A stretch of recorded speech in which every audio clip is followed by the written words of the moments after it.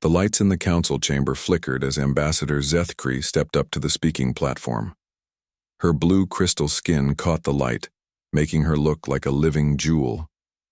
Around her, representatives from dozens of alien species filled the massive room.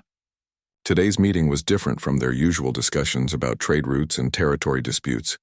Today they faced something that scared them all. "Council members," Zethkri began, her voice echoing through the chamber. "We are here to discuss the human situation. 3 months ago, something impossible had happened. Every human in the galaxy had vanished. Not just a few colonies or ships, every single human everywhere. One day they were there, working in their labs, flying their trade ships and living in their cities. The next day they were gone. The first reports came from the mining station on Kepler 7. The night shift supervisor, a 6-armed Iridian named Korth, had gone to check on the human engineers. He found their quarters empty, coffee still warm in their cups, work clothes laid out for the next day, but no humans. Similar reports flooded in from across the galaxy. Human diplomats had disappeared from embassy buildings. Human soldiers vanished from military bases. Even human children were gone from schools on alien worlds. Not one human remained anywhere in council space. "This is clearly the work of an enemy," declared General Veltash, his red skin darkening with anger. The Kethmori were a warrior race, and they saw everything as a potential battle. "Someone has taken our humans. We must find who did this and make them pay."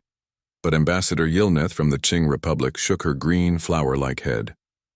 "Our intelligence networks found no signs of attack. No weapon marks, no signs of struggle. The humans simply left." The room erupted in confused chatter. Representatives spoke in dozens of languages, creating a chaos of sound that the translation computers struggled to handle. Zethkri called for order. "We have investigated every human world," she announced. "The results are the same everywhere. No damage to buildings or equipment, no missing supplies, personal belongings left behind. The humans took nothing with them except themselves." Dr. Maleth, the chief scientist from Altair Prime, raised a tentacle. "Perhaps they developed new technology, teleportation or dimensional travel. Humans were always creating new things." This comment brought nods from around the chamber.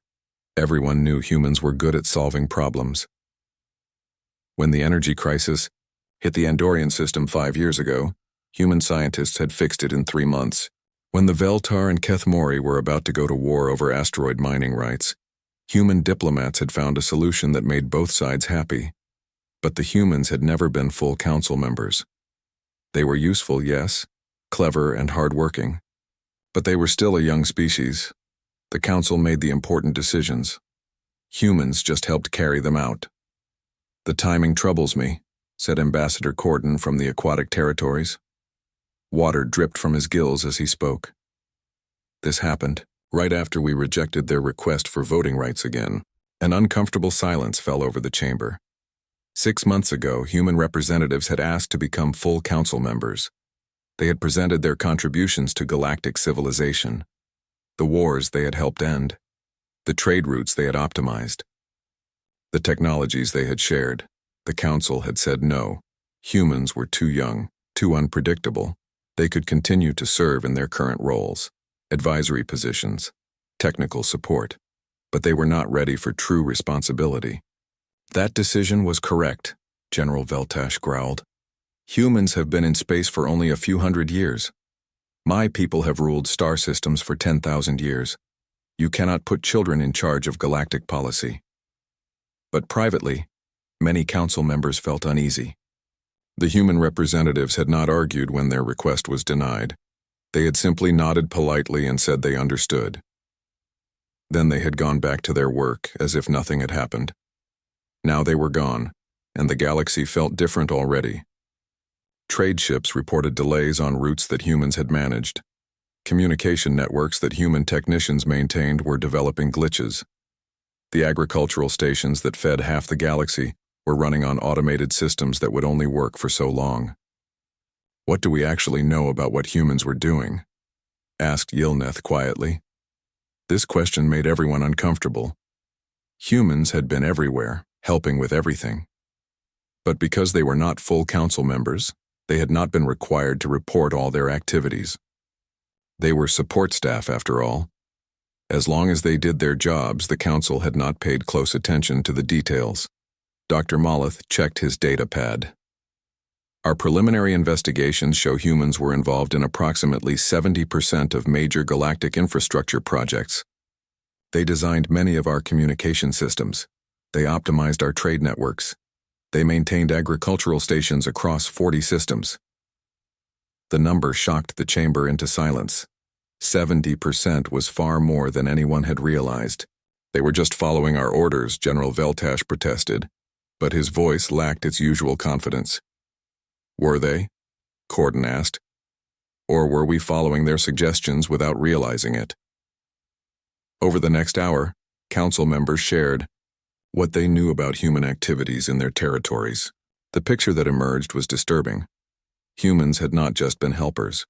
They had been quietly essential to almost everything that made galactic civilization work. The Iridian Collective had relied on human engineers to keep their ancient factory worlds running. The Qing Republic's perfect agricultural yields came from human-designed growing systems. Even the Keth Mori's fearsome war fleets used targeting computers that humans had improved. We need to find them, Zethkri declared. Send exploration fleets to every system humans ever visited. Check their colony worlds again. Scan deep space for any signs of where they went. And if we find them, asked Yilnith. We bring them back, General Veltash said firmly. We explain that their disappearance is causing problems. We offer them better terms for their service. But Dr. Molleth looked worried. What if they do not want to come back? What if they left because they were tired of serving us? The question hung in the air like a poisonous cloud. For 200 years, humans had worked for the Council. They had solved problems, built systems, and kept the galaxy running smoothly. They had asked for very little in return. Just fair treatment and a voice in decisions that affected everyone. The Council had said no to that simple request. Now the humans were gone, and the galaxy was starting to break down without them. They will come back, Zethkri said, trying to sound confident. They have families here, friends. They built lives in our space. People do not just abandon everything they care about. But as she looked around the chamber at the worried faces of her fellow ambassadors, she wondered if the humans had cared about their lives in council space as much as everyone had assumed. Maybe they had built other lives somewhere else. Maybe they had been planning this departure for a long time. The meeting ended with orders to search every corner of the galaxy for signs of where the humans had gone.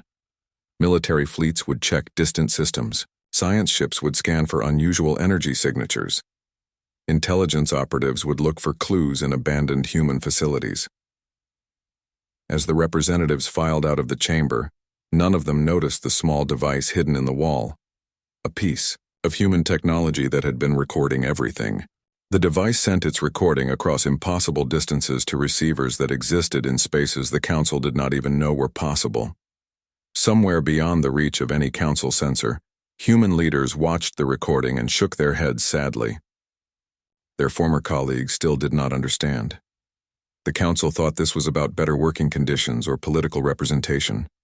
They had no idea that humanity had moved far beyond such simple concerns. Dr. Corthan floated through the abandoned human research station, his breathing apparatus making soft clicking sounds in the empty corridors. The Altarian scientist had been studying alien cultures for 300 years, but he had never seen anything like this. The humans had left everything behind as if they planned to return any moment. In the main laboratory, coffee cups still sat on workbenches next to complex equipment that hummed with unknown purpose. Personal photos showed human families smiling at cameras. A child's drawing was stuck to one wall with the words, "My dad saves planets," written in crayon. Dr. Corthan called his assistant Yex from across the room. The young Veltar was examining a computer terminal. "I found something interesting in their project files." Corthan drifted over to look at the screen. His four eyes widened as he read the translated text. The humans had not just been working on the agricultural project the Council had assigned them.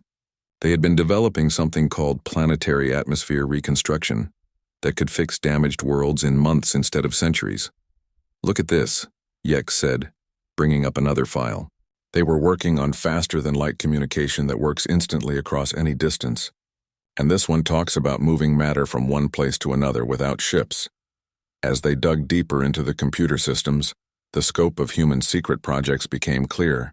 The humans had been far more advanced than anyone realized. While they worked on council assignments during the day, they had spent their free time developing technologies that made the council's greatest achievements look like children's toys. But the most disturbing discoveries were in the personal logs. Human scientists and workers had recorded their daily thoughts and experiences. Corthan played one recording from a woman named Sarah Chen, who had worked on the station for 5 years. Day 1, 847 on the research station, Sarah's voice said. The council approved our agricultural improvements for the Iridian worlds today. They will save millions of lives from starvation. The credit will go to Dr. Velmoth, of course. His name will be on all the papers. Mine will be listed as technical support staff if it is mentioned at all. Another recording came from a man named David Park. My son asked me today why we never get to vote on council decisions. I told him we are not full citizens, just helpers. He asked why helpers who solve the biggest problems are not allowed to make decisions. I had no good answer. The logs painted a picture that made Corthan's stomach turn. The humans had not been happy servants. They had been frustrated, overlooked, and tired of being treated as second-class citizens in the galaxy they helped run. More troubling was what the investigations revealed about human activities across council space. Hidden bases appeared on long-range scans, tucked away in asteroid fields and around distant moons. The bases were empty now, but they showed signs of recent heavy use. Mining operations on supposedly uninhabited worlds had extracted resources that did not appear in any council records. Communication relays had been built in systems where no one had permission to build anything. The humans had been running a secret civilization alongside their public service to the council. While Corthan studied human facilities, problems began appearing across the galaxy. The quantum communication network that connected all council worlds started developing strange glitches. Messages arrived scrambled or delayed. Sometimes they arrived before they were sent. On Veltar Prime, the agricultural systems that had been running perfectly for decades began failing. Plants grew too slowly or too fast. Harvest yields dropped by 30% in a single season. The Veltar agriculture minister tried to fix the problems, but the systems were too complex for anyone to understand except the humans who had designed them. The Keth Mori faced even worse problems. Their Warfleet computers began making tactical errors. Ships flew into asteroids because their navigation systems calculated wrong coordinates. Weapons fired at empty space while enemy targets escaped. General Veltash raged and demanded answers, but his best technicians could only shake their heads helplessly. The humans programmed learning algorithms into our systems, one Keth Mori engineer explained. The computers were supposed to get smarter over time, but without humans to guide the learning process, they are getting confused instead. Similar reports came from every major council world. Systems that had worked perfectly for years were breaking down. The problems were small at first. A communication delay here, a calculation error there. But they grew worse each day. Dr. Molleth presented his findings to an emergency council session. The chamber was only half full this time. Many representatives were dealing with crises in their home systems. The situation is worse than we thought, Molleth announced. Our analysis shows that humans were involved in critical systems across the entire galaxy. They did not just maintain these systems. They redesigned them to work better than the original builders ever imagined. He showed holographic displays of galactic infrastructure. Red lines marked human involvement. The displays were almost entirely red. Banking networks, food production, military systems, transportation, communication, everything depends on human innovations. We thought they were just following our orders, but they were actually improving everything they touched.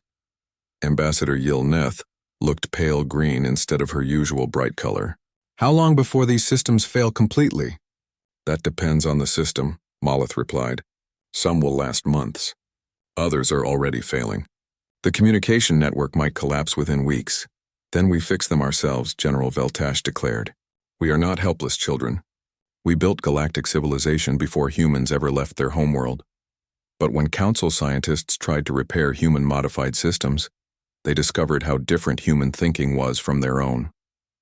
Other species built machines to do specific jobs. Humans built machines that could learn and adapt. They created networks instead of tools, living systems instead of dead equipment. The Iridian Collective tried to rebuild their factory computers using their own programming methods. The new systems worked, but they were slow and clumsy compared to the human versions. Production dropped by 60%. The Qing Republic attempted to replace human agricultural designs with their traditional methods. Their food production fell so far that they had to import supplies from other worlds that were also struggling with failed human systems. As problems mounted, council species began hoarding resources and blaming each other for the crisis. The Veltar accused the Kethmori of sabotaging communication networks. The Kethmori claimed the Iridians were hiding human technology. Old rivalries resurfaced as fear and desperation spread. Trade routes that humans had optimized began failing. Ships took longer to reach their destinations. Some cargo never arrived at all, lost in space when navigation computers miscalculated jump coordinates. The galactic economy started to crack under the strain. Emergency meetings were called every few days, but they accomplished little. Council members who had spent centuries competing for power and prestige found themselves desperately trying to remember how their ancestors had managed before human help. "We should try to clone them," suggested Dr. Velmoth during one late-night session. "We have human genetic material from medical records. We could create new humans and force them to fix our problems." The suggestion horrified some council members and excited others. Teams of scientists worked frantically to grow human bodies in laboratory vats. After months of effort, they succeeded in creating creatures that looked human. But the clones were empty. They could walk and eat and follow simple commands, but they could not think like humans. They could not solve problems or create new technologies. Whatever made humans special was not in their DNA alone. As the first anniversary of the human disappearance approached, galactic civilization looked very different. Whole systems had been abandoned when life support failed. Trade had collapsed to a fraction of its former volume. The mighty council fleets were grounded because their computers could not be trusted to navigate safely. In his private quarters, Dr. Corthan studied the last human log he had found. It was from the research station commander, a woman named Lisa Rodriguez. "Today the council rejected our request for citizenship again," her voice said calmly. "They thanked us for our service and told us to keep doing our jobs. I think they really believe we will keep fixing their problems forever, no matter how they treat us." She paused, and Corthan could hear her typing on a keyboard. "We have given them 200 years of loyal service. We have solved their crises and improved their lives in countless ways. We asked for nothing except to be treated as equals. Since they cannot provide that simple courtesy, it is time to find our own path." The recording ended there. Corthan sat in the dark, finally understanding what had happened. The humans had not been kidnapped or destroyed. They had not fled in panic or anger. They had simply decided that the council was not worth serving anymore. The banking system of the Genth corporate worlds collapsed on a Tuesday morning. Trader Kexavon was in the middle of a billion-credit transaction when every screen in his office went dark. Then they flickered back to life, showing nothing but error messages in languages no one could read. "What is happening?" Kexavon shouted at his technical staff. His purple skin had turned pale with fear. The Genth had built their entire civilization on commerce, and their banks handled transactions for half the galaxy. "The quantum encryption is failing," reported his chief technician, a nervous Altarian named Jorth. "All the security codes are becoming scrambled. The system cannot tell which transactions are real and which are fake." Across the corporate worlds, similar scenes played out in thousands of trading centers. Money vanished from accounts. False credits appeared where none should exist. The careful economic balance that kept galactic civilization running began to crumble. Investigation teams discovered the terrible truth within hours. The entire Genth banking system used security protocols designed by human programmers 50 years ago. The protocols were incredibly sophisticated, using quantum mechanics to create unbreakable codes. But the codes needed constant maintenance by people who understood both human thinking and quantum physics. Without human oversight, the quantum states were drifting out of alignment. The security system was breaking down at the most basic level. "We need to shut down all transactions until we can fix this," Jorth suggested. "Shut down the banks?" Kexavon looked horrified. "That would destroy the economy of 12 star systems. Millions of beings would lose everything, But they had no choice. One by one, banking networks across Council space went offline. Trade slowed to a crawl as merchants could not verify payments. Ships sat in spaceports because their crews could not access their pay accounts. The Genth tried desperately to rebuild their banking system using their own technology, but their computers were designed for simple arithmetic, not the complex quantum calculations that human systems performed automatically. The new system worked for basic transactions, but it was painfully slow and constantly made errors. Meanwhile, the Kethemori were discovering their own dependence on human innovation. Admiral Zorketh stood on the bridge of her flagship, watching her fleet struggle with a simple training exercise. Ships collided because their navigation computers miscalculated distances. Weapons missed targets that any decent gunner should have hit easily. "The tactical systems are degrading," reported her weapons officer. "The targeting algorithms are making random errors. We cannot predict where they will strike next." What the Kethemori had not realized was that their fearsome military efficiency came from human-designed artificial intelligence. Human programmers had created learning systems that studied enemy tactics and developed counter-strategies. The AI had grown smarter over decades of human guidance. Without humans to teach it, the AI was becoming confused and stupid. It tried to learn from its mistakes, but it no longer understood which outcomes were good and which were bad. Each battle exercise made the systems worse instead of better. "We will fight without computers," Admiral Zorketh declared. "Our ancestors conquered star systems with courage and strength, not machines." But when they tried manual control, the results were disasters. Modern space combat moved too fast for organic minds to follow. Ships designed around computer assistance became clumsy and vulnerable when operated by hand. The proud Kethemori fleet became a collection of expensive targets. The crisis reached Veltar Prime when the atmospheric processors began failing. The planet had been artificially maintained for thousands of years. Its thin atmosphere thickened by massive machines that pulled gas from the planet's core. Chief Engineer Moltex watched in horror as pressure readings dropped across the continent. "The atmospheric processors are shutting down one by one," she reported to the Planetary Council. "We have maybe 6 months before the air becomes too thin to breathe." The original builders of the atmospheric processors had died long ago, taking their knowledge with them. For centuries, the machines had maintained themselves through automated systems. But 50 years ago, human engineers had been brought in to upgrade the ancient equipment. The humans had not just repaired the processors, they had completely redesigned them. The new systems were more efficient, more reliable, and more flexible than the originals. They could adapt to changing conditions and repair minor problems automatically. But the redesigned systems were also more complex. When parts began failing, the remaining humans had quietly fixed them without bothering the Veltar government with technical details. Now those humans were gone, and no one else understood how the vital machines worked. "Can we not simply reverse the human modifications?" asked Council Leader Yelmar. "The human changes are integrated into every part of the system," Moltex explained. "Removing them would be like trying to take the steel out of a building while people are still living inside." Desperate Veltar engineers worked around the clock to understand the human designs, but the more they learned, the more impressed and frustrated they became. Human engineering was like art, beautiful, complex, and impossible to copy without understanding the artist's mind. They tried to contact human-trained engineers from other species, hoping they might have learned enough to help. But these engineers knew how to operate human systems, not how to build or repair them. They were users, not creators.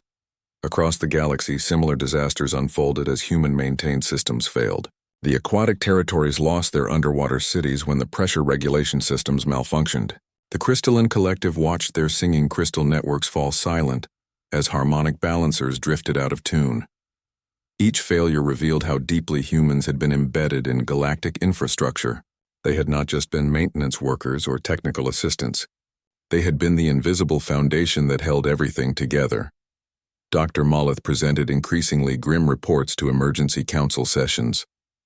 "We have identified over 10,000 critical systems that require human maintenance," he announced to a half-empty chamber. Many representatives were dealing with crises in their home territories. Food production is down 40% across council space. Transportation networks are operating at 30% efficiency. Communication delays are increasing daily. At current rates of decay, we will face complete infrastructure collapse within 2 years. The numbers were staggering, but the real shock came when Moleth revealed what humans had been doing in secret. Deep space surveys had found evidence of massive construction projects in unexplored regions of the galaxy. Structures that defied known physics, energy signatures that suggested technologies beyond current understanding. The humans were not just maintaining our civilization, Moleth concluded. They were building their own. While we thought they were working for us, they were actually preparing to leave us behind. The revelation sparked angry debates in the council chambers. Some members accused humans of theft and sabotage. Others argued that the humans had earned the right to keep whatever they had built. But the arguments were pointless. The humans were gone, and their secret civilization was beyond the reach of any council fleet. Long-range sensors showed only empty space where the construction projects had been detected. Whatever the humans had built, they had taken it with them. As news of the crisis spread, panic began to grip council worlds. Citizens who had never thought about infrastructure suddenly realized how fragile their comfortable lives were. Food shortages led to riots. Communication failures sparked rumors of invasion. Economic collapse left millions unemployed and desperate.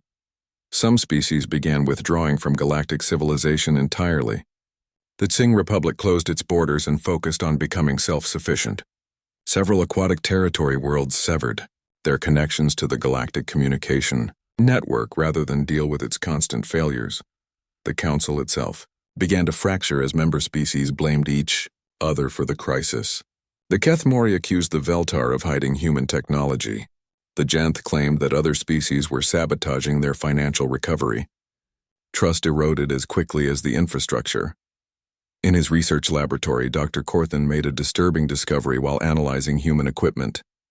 The machines were not just shutting down randomly. They were following a careful schedule.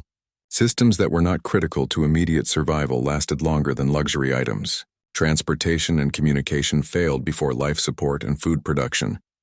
They programmed everything to fail in a specific order, Corthan explained to his assistant. The humans wanted to cause problems, but they did not want to cause unnecessary deaths. Even when leaving us behind, they tried to be merciful. The realization was both comforting and terrifying. It meant the humans had been planning their departure for decades, carefully managing the breakdown of galactic civilization. It also meant they could have made things much worse if they had wanted to. As the second year without humans began, the galaxy looked like a shadow of its former self. Great trade routes had become empty space. Mighty fleets sat powerless in orbital shipyards. Beautiful cities that had sparkled with technology now struggled to maintain basic services. The beings who had once dismissed humans as useful servants now spent their days trying to understand what they had, Doctor. Corthan's 4 eyes strained as he studied the quantum encryption lock on the human data vault. He had been working on Luna Station for 3 months, trying to access the computers in humanity's former research center. Every other system had been easy to crack, but this one was different. Try the harmonic sequence again, suggested Yex, his Veltar assistant.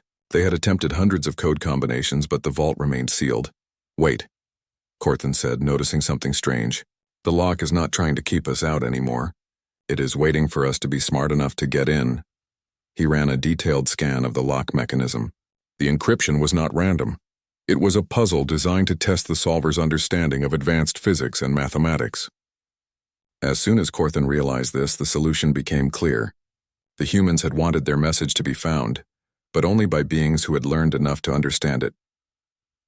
The vault opened with a soft click. Inside, they found a single data crystal containing a message marked, "For the Galactic Council, to be opened after our departure." Corthan activated the crystal with trembling hands. A holographic image appeared, showing a middle-aged human woman with kind eyes and graying hair.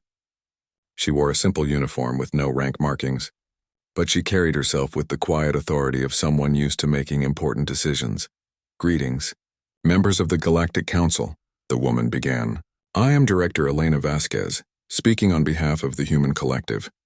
If you are watching this message, it means we have successfully completed our withdrawal from Council space." The recording quality was perfect, but there was something strange about the woman's appearance.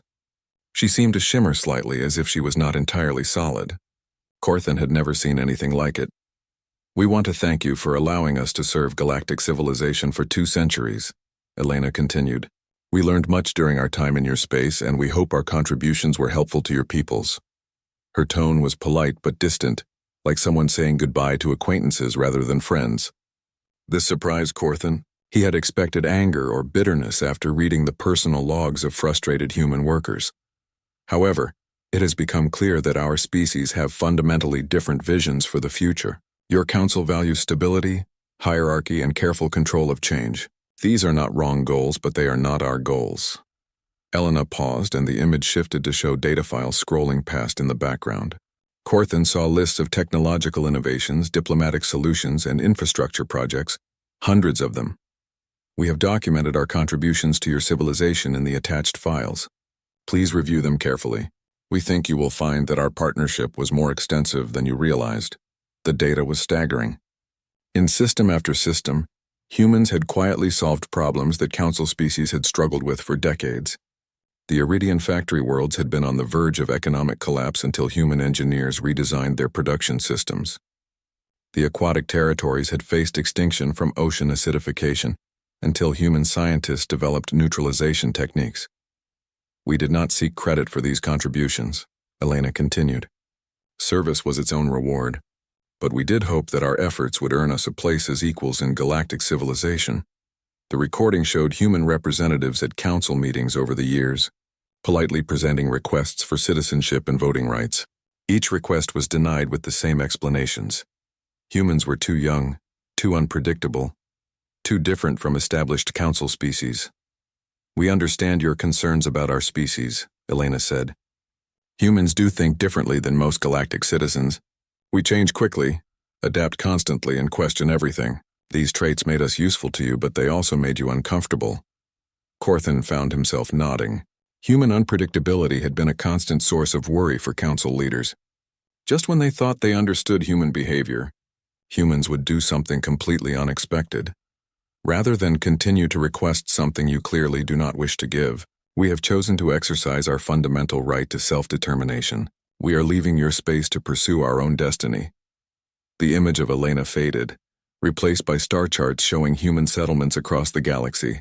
Red dots marked official colonies that the council knew about, but there were hundreds of blue dots marking secret human outposts in unexplored regions of space. Please do not attempt to locate us, Elena's voice continued over the charts. We have taken measures to ensure this would be impossible with your current level of technology. We exist now in spaces that your sensors cannot detect, and dimensions that your ships cannot reach. This claim seemed impossible, but as Corthan studied the technical data attached to the message, he began to understand. The humans had developed technologies that worked with the fundamental structure of space and time itself. They could fold reality, creating pockets of existence that were technically everywhere and nowhere at once. We are leaving behind functional systems with approximately 2 years of automated operation, Elena announced. We recommend you use this time to develop your own solutions to replace our contributions. Consider this both a gift and a demonstration of what you are losing.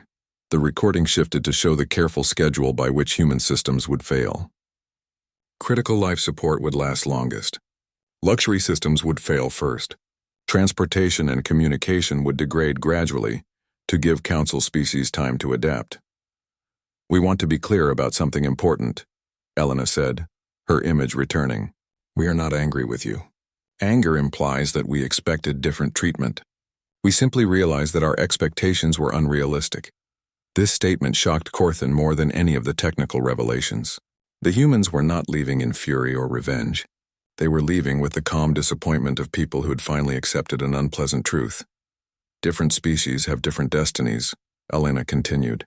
Yours appears to be the creation of a stable, hierarchical civilization that changes slowly and carefully. That is a worthy goal, and we wish you success in achieving it. The recording showed glimpses of human achievements that had never been shared with the council. Cities that floated in space without visible support structures. Machines that seemed to be alive. Art forms that existed in dimensions the human eye could not see. Our destiny appears to be constant growth, change, and exploration of possibilities that others find frightening. We have learned to reshape matter with thought, to exist in multiple dimensions simultaneously, and to communicate across impossible distances instantaneously. As Elena spoke, her image became more obviously artificial. She was not a recording but some kind of consciousness projection, speaking from wherever the humans had gone. The technology required for such communication was beyond anything the Council had ever imagined. "We want you to know that we bear you no ill will," Elena said. "The galaxy is vast enough for both our civilizations to flourish separately. We simply ask that you remember us kindly and learn from our time together." The recording began to fade, but Elena had one final message. "To any individual beings who treated humans with genuine respect and friendship during our time together, we say thank you. Your kindness was noticed and appreciated. To those who saw us only as useful tools, we say this: tools can choose to stop working." The image of Elena smiled sadly and vanished. The data crystal went dark, its message delivered. Corthan sat in silence for a long time, trying to process what he had learned. The humans had not been kidnapped or destroyed. They had evolved beyond the need for council space entirely. They had become something that existing galactic civilization could not contain or control. More disturbing was the realization that they could have conquered the galaxy instead of leaving it. The technology demonstrated in the message was far beyond anything council species possessed. Humans could have easily destroyed their enemies and ruled over the survivors. Instead, they had chosen to withdraw quietly, leaving behind gifts and warnings, but no threats. Even their sabotage of council systems was designed to cause inconvenience rather than catastrophe. They had the power of gods but the restraint of teachers. When Corthan shared the recording with council leaders, the reaction was immediate and intense. Some members accused the humans of theft, claiming they had stolen council resources to build their secret civilization. Others argued that humans had earned whatever they had taken through centuries of unpaid service. But the technical experts focused on different concerns. If humans had developed technology this advanced while living under council oversight, what might they achieve with unlimited resources and freedom? The gap between human and council capabilities was not shrinking. It was growing larger every day. "They are still out there," whispered Dr. Maleth during one emergency session, "watching us. They could return at any time with powers we cannot imagine." This thought terrified some council members and comforted others. The humans had left peacefully once. Perhaps they would be equally peaceful if they ever returned. But their message had made one thing very clear. They would never again accept subordinate roles in someone else's civilization. As reports of the message spread across, Council Ambassador Yilneth looked around the council chamber and felt her heart break a little more. Where once representatives from 40 species had gathered in this grand hall, now only 12 beings sat in the vast space. The empty seats stood as monuments to civilizations that had collapsed or withdrawn from galactic politics entirely. 2 years had passed since the humans left without warning. 2 years of watching everything they had built together slowly fall apart. The galaxy was still turning, stars still burned, but the civilization that had connected thousands of worlds was dying piece by piece. "The Veltar hegemony officially withdraws from the council today," announced the single Veltar representative, her once bright blue skin now dull with exhaustion. "Our homeworld can no longer support off-world activities. We need all our resources just to keep our people alive. Veltar Prime was dying. The atmospheric processors that had maintained the planet for millennia had finally failed completely 6 months ago. The Veltar had managed to build emergency systems that could keep the main cities breathing, but it was a temporary solution at best. Within a few years they would have to evacuate their homeworld entirely. The Kethmori were in even worse shape. Their proud warrior fleets had been reduced to a handful of ships that could still navigate safely. General Veltash had died 3 months ago, when his flagship's life support failed during a routine patrol. The Kethmori who remained were scattered across dozens of worlds. No longer the unified military force that had once dominated whole sectors, we have received final confirmation that the Genth corporate worlds have abandoned their outer colonies, reported the trade coordinator, a nervous Altarian who had inherited a job nobody wanted. Their financial networks never recovered from the banking collapse. They are retreating to their core systems and reverting to local economies. The numbers were devastating but no longer surprising. Galactic trade had fallen to less than 10% of its former volume. Most ships that tried to make long-distance journeys never reached their destinations. lost when navigation computers failed or communication systems went dead. The few remaining council members had learned to live with constant crisis. Food shortages were normal now. Communication delays of days or weeks had become acceptable. The idea of traveling between star systems for anything less than a life-or-death emergency seemed like ancient history. But some species had found ways to adapt. The aquatic territories had developed new technologies based on their natural understanding of fluid dynamics. Their solutions were simpler than human designs but more reliable. The Qing Republic had returned to traditional agricultural methods that produced less food but required no complex machinery. "There is some good news," Yilneth announced, trying to sound hopeful. "The Altarian research colonies have successfully developed a new communication system. It is slower than what we had before, but it works without human components." The new system used quantum crystals that could transmit messages across interstellar distances. Each message took hours to send instead of seconds, and the crystals burned out after a few uses, but it was better than nothing. More importantly, it was technology that Altarians could build and maintain themselves. Similar small victories were happening across the galaxy.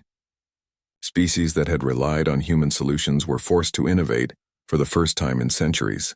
The results were often crude compared to human elegance, but they belonged to their creators in ways the old systems never had. Dr. Molleth had spent the last year studying the ruins of human civilization, trying to understand what had made them so special. His findings were both encouraging and disturbing. Humans approached every problem as if it was temporary, he explained to the small council gathering. They never built permanent solutions because they expected everything to change constantly. This made their technology adaptable but also fragile. In contrast, other species built things to last forever. Their solutions were less flexible but more stable. A Veltar machine might work for 1,000 years without maintenance. A human machine would evolve and improve but might break down if not carefully tended. Perhaps this is why we survived their departure, Molleth continued. Our older technologies are primitive but reliable. We can rebuild using methods our ancestors understood. But the cost of rebuilding was enormous. Populations had crashed as worlds became uninhabitable. The crystalline collective had lost 3 entire planets when their crystal networks shattered. The Iridian factory worlds had been abandoned when production systems failed beyond repair. The galaxy now held perhaps 1/10 of the people it had supported at the height of human cooperation. Cities had been abandoned. Trade routes had gone silent. Whole regions of space had returned to isolation and darkness. Yet something interesting was happening in this smaller, simpler galaxy. Species that had competed for council favor were learning to cooperate out of necessity. The Altarians shared their crystal communication technology freely with anyone who needed it. The Qing Republic sent food to struggling colonies without demanding payment. "We are becoming friends instead of just allies," observed Corden, the aquatic territory's representative. Water still dripped from his gills, but he seemed more relaxed than he had been in years. Crisis has a way of showing what really matters. The old council had been a place of careful diplomacy and hidden competition. Species had maneuvered for advantage while maintaining polite facades. The new council was smaller but more honest. When you only had 12 species left in the galaxy, you could not afford to waste time on political games. As Yilneth called the meeting to order, she noticed something strange happening with the chamber's lights. They flickered in a complex pattern that lasted only a few seconds. It was probably just another system malfunction, but something about the pattern seemed almost like a message. She shook her head and focused on the agenda. The remaining council species had real work to do. They were planning a joint expedition to explore the abandoned human colonies, hoping to salvage useful equipment. They were also discussing the establishment of a new medical research station to help worlds affected by environmental collapse. The work was important, but it felt different from the grand projects of the old council. They were no longer trying to manage a galaxy-spanning civilization. They were just trying to help their friends survive. "Before we adjourn," Dr. Molleth said quietly, "I want to share something I discovered in the human archives yesterday." He activated a small holographic projector that showed a map of the galaxy. Blue dots marked the locations of current council worlds. Red dots showed where human settlements had been. The humans could have taken control of any system they wanted, Molleth explained. Their technology was advanced enough to overcome any defense we might have mounted. But look at where they chose to settle. The red dots were carefully placed in empty regions of space far from any council world. Even their secret colonies had been positioned to avoid interfering with alien territories. They spent 200 years living among us, and they never once tried to take anything away from us.